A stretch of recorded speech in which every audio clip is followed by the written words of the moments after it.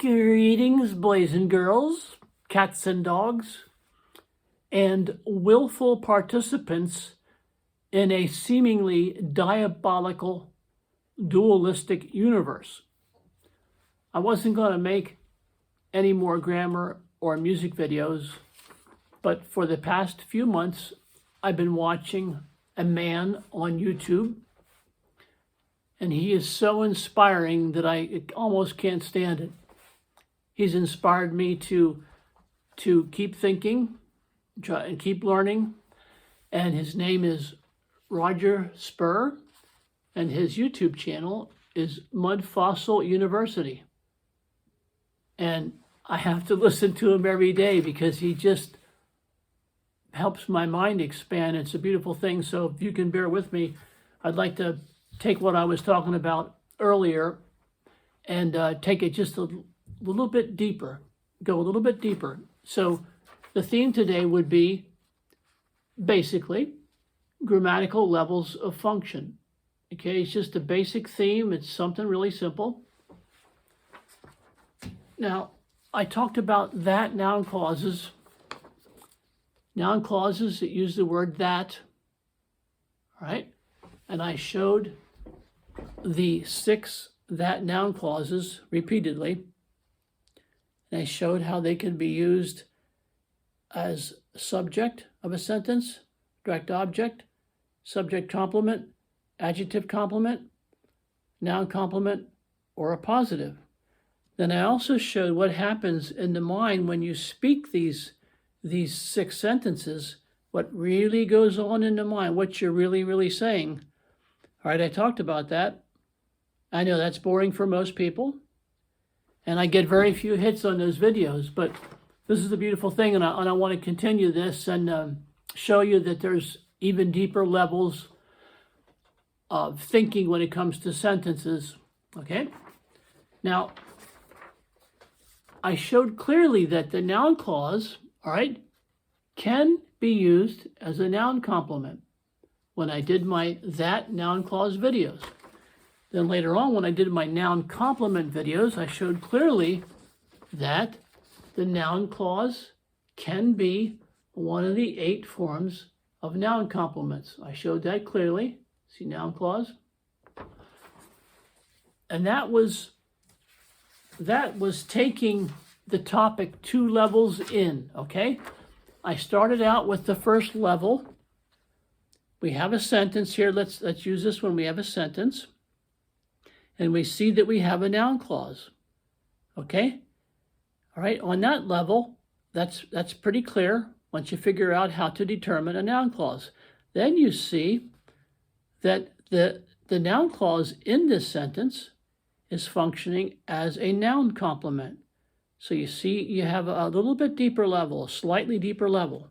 So that's where we're headed today, and I won't take too long, I promise. Now, we just saw 2 levels. We saw that we had a sentence, we had a noun clause, and then we saw that the noun clause was functioning as a noun complement. So we say, well, is there anything more? I know it's ridiculous, but you'll hear this only here. You won't hear this anywhere else. Nowhere on YouTube will you hear this.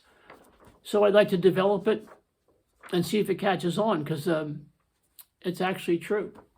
So we say, okay, we have a noun clause. Can it turn into a noun complement? And if it does, how does it do it? All right, well, we look at our 6 examples, all right, of that noun clauses. Here's our 6 examples. And what happened here, okay? What actually happened? Well, what happened is this. In one situation, all right, in one of the sentences, the noun clause actually turned into an appositive. And then another sentence, the noun clause was used as, or turned into, as we speak the words, a subject complement. So what happened here was, in these 2 cases, the noun clause did not transition into a noun complement, and that's the topic for the day, right? So in 2 situations here, The noun clause was used as an appositive, and then in the other one, it was used as a subject complement. So you see, no, it did not morph into, it did not develop, it did not move to a deeper level and become a noun complement. What happened was, and I term this this process, I say that they become identifiers. In other words, the noun clause used as an appositive is kind of an identifier, okay?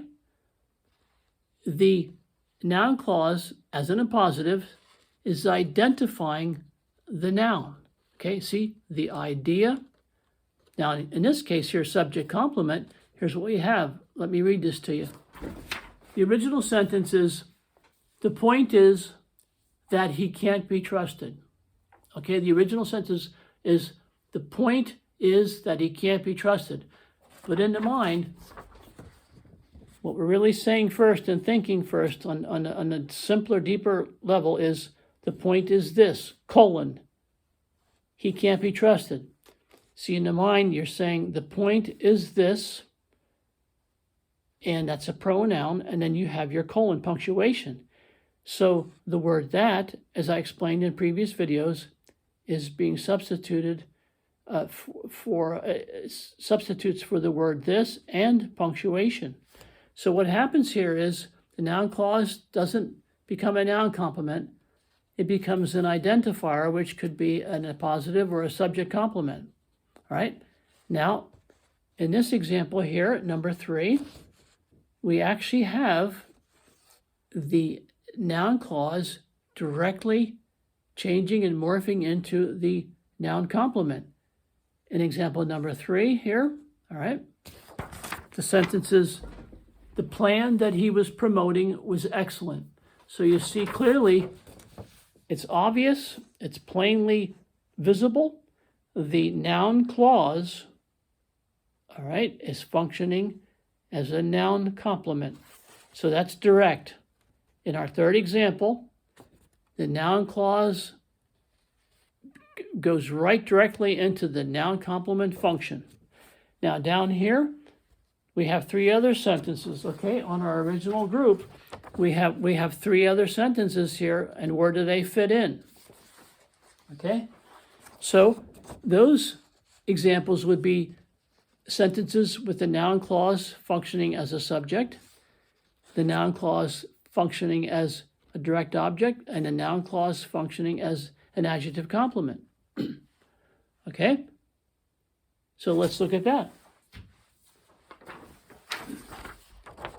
When you have the noun clause functioning as a subject, a direct object, or excuse me, an adjective complement, what you actually literally have on that third and deepest level, or deeper level, all right, a deeper, let's say there's 3 or 4 levels, but on this deep level, you have what we could call a noun-complement carrier. You could actually say in this situation, this noun clause could, in essence, be called a noun-complement carrier. Because why? Okay, here's the noun clause as a subject. That he lives to serve is honorable. Well, what you're really saying deep down inside, the innate or inner structure is this. You're thinking this deeply before you speak. The trait or the quality that he lives to serve is honorable. You see, what you're really saying is, you're saying the noun, all right, that he lives to serve is honorable. You have your noun in your deeper structure, then you have your noun complement complementing the noun. So you see, with the noun clause used as the subject of the sentence, that the noun complement in here, okay, it's carried within the noun clause. So you see the noun complement nature of this action here is it's derived, or you could say assumed. You see your noun clause as a subject, right? You see it here, But deeper down inside, a little bit deeper, you have your noun, the trait that he lives to serve, and you have that noun complement is complementing this noun. And with the direct object here, all right, let's look at the sentence, and the sample is, I heard that he lives to serve. I heard that he lives to serve. Somebody told me this, all right? This guy's always helping people. But before we speak that, deep down inside, we're essentially saying, I heard the claim that he lives to serve. So here again, on the deeper level, you have your noun, and you have the noun complement complementing the noun. So in this example, in this situation or application, you have the noun clause, all right? And you have the noun clause essentially carrying within it, all right? Even if it's just in the mind, the noun complement. Then here's your adjective complement, which is a whole nother video. I won't go into it. And you say, well, how can a noun clause functioning as an adjective complement be an actual noun clause? Well, that's part of the answer is in my study. Part of the answer is this, what I'm giving you. Because in the adjective complement, okay, here's your noun clause. Noun clause functioning as an adjective complement in that sentence. But when you say this, I am delighted that he lives to serve. You're speaking this. I am delighted that he lives to serve. What you're kind of really saying on a deeper level is, I am delighted by the fact that he lives to serve. I'm delighted by the fact that he lives to serve. And you see here, the noun complement is complementing the noun fact, and your noun complement essence, the deeper thing, is what is being carried inside the noun clause used as an adjective complement. I know that sounds a little complicated, but it's a beautiful thing. So what I'm saying is, with your 6 that noun clause functions that I've shown repeatedly in videos, 2 could, in essence, on a third level, the third level in, be considered identifiers, because this appositive is identifying the word idea. This noun clause used as an appositive is identifying this noun.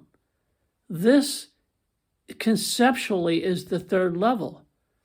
I invented this a long time ago, and I'm sharing it now thanks to Roger and his inspiration. And same way with the subject complement. It's clear. The point is this. The point is this. This noun clause functioning as a subject complement, okay? Right? Carries within it. It carries within it a definition. Basically, it's not just identifying the word point, it's defining it.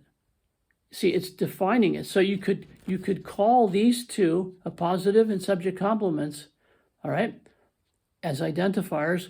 And then you see here that this noun clause is used as a noun complement directly. There's no transition needed. It's direct.